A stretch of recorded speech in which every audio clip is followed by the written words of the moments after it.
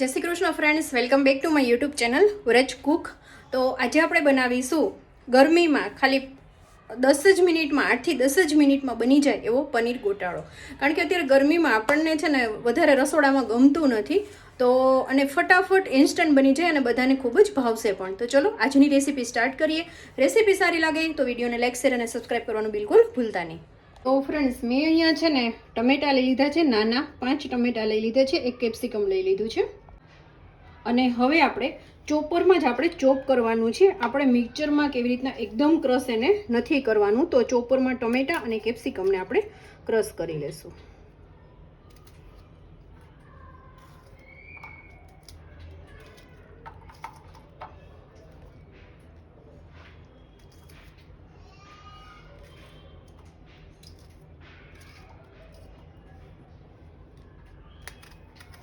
અને જો તમે મોટા ટમેટા લેતા હોય તો ફ્રેન્ડ્સ 3 ટમેટા લેવાના છે.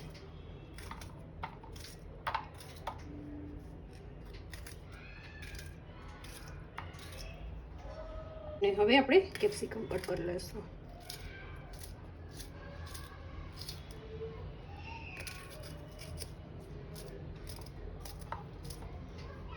હવે આપણે પ્રેસ કરી લઈશું.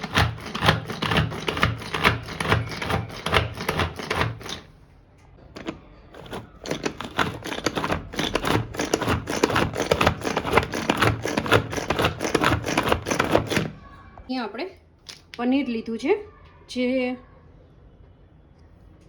200 ગ્રામનું પેકિંગ છે. એક ક્યુબ છે, આ રીતની ક્યુબ છે. હવે એને આપણે ગ્રેટ કરી લેશું.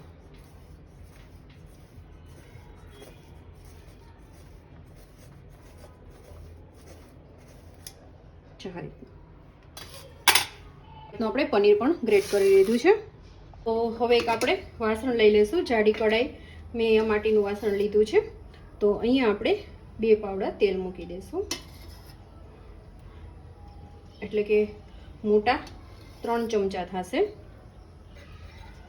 એકદમ મોટા નહીં અને મીડિયમ સાઇઝના. આપણું તેલ આવી જાય એટલે 1 ચમચી રાઈ એડ કરી દઈશું. રાઈ આપણી ક્રેકલ થઈ જાય, ગેસ ધીમો કરીને આપણે 1/2 ચમચી હળદર એડ કરશું. મોટી 1 ચમચી આદુ મરચાંની પેસ્ટ. તમે લસણ ખાતા હોય તો લસણ પણ એડ કરી શકો છો.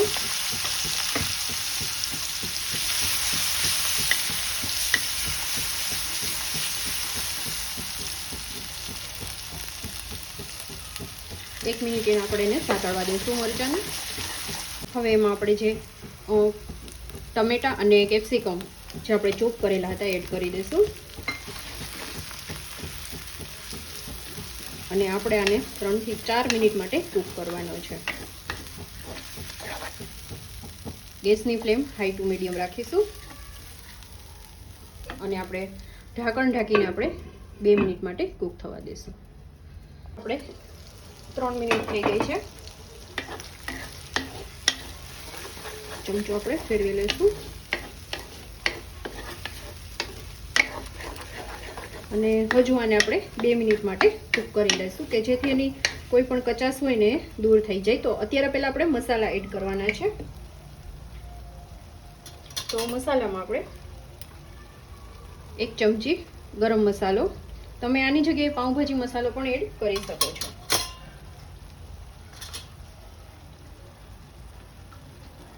હાફ ચમચી ધાણા જીરું પાવડર, ચપટી જેટલી હળદર, 1 ચમચી લાલ મરચું પાવડર, ટેસ્ટ પ્રમાણે નિમક,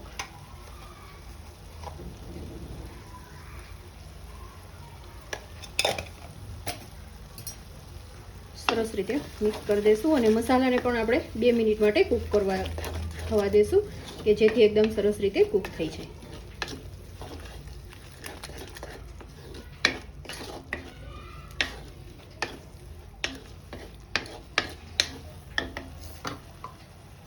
ફરી ઢાંકણ ઢાંકીને 2 મિનિટ માટે કૂક થવા દઈશું. તો જો એકદમ સરસ રીતે તેલ ઉપર આવી ગયું છે.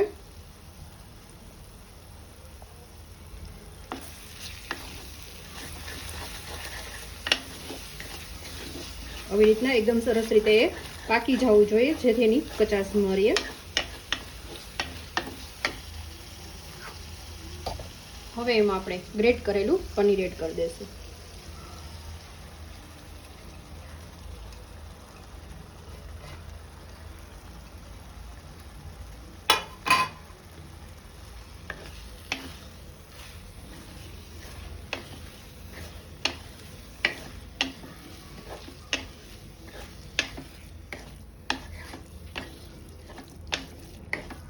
એમાં આપણે નાનો ટુકડો બટરનો એડ કરી દઈશું, જેનાથી ટેસ્ટ બહુ જ સરસ આવશે ફ્રેન્ડ્સ.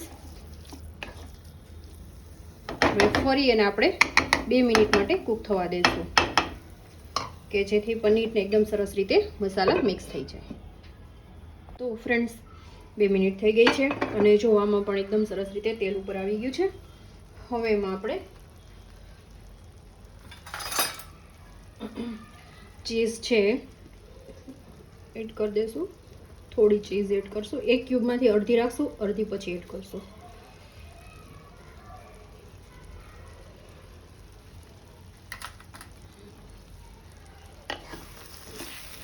સરસ રીતે મિક્સ કરી દઈશું. ચીઝ એડ કરી છે એટલે 1-8 મિનિટ આપણે રાખશું.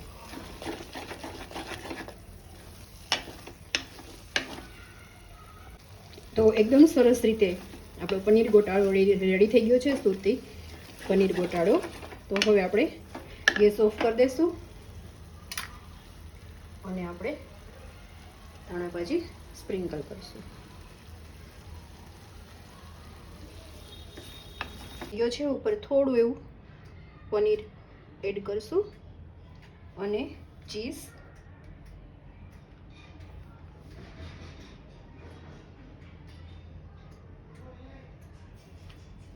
ફ્રેન્ડ્સ, આપણો પનીર ગોટાળો રેડી થઈ ગયો છે. ખાલી બસ તમે જોયું કે 10 જ મિનિટમાં, 8 થી 10 જ મિનિટમાં આ રેસીપી રેડી થઈ જાય છે ફ્રેન્ડ્સ. તો તમને આ રેસીપી કેવી લાગી? અને ઉનાળામાં તો આ રેસીપી ખાવાની બહુ જ મજા આવશે અને રેસ્ટોરન્ટ કરતાં, હોટલ કરતાં એકદમ સરસ ઘરે બની જાય છે ફ્રેન્ડ્સ. તો આઈ હોપ કે આજની રેસીપી તમને પસંદ આવી હશે ફ્રેન્ડ્સ. રેસીપી થોડી પણ પસંદ આવી હોય તો વિડીયોને લાઇક, શેર અને સબસ્ક્રાઈબ કરવાનું બિલકુલ ભૂલતા નહીં.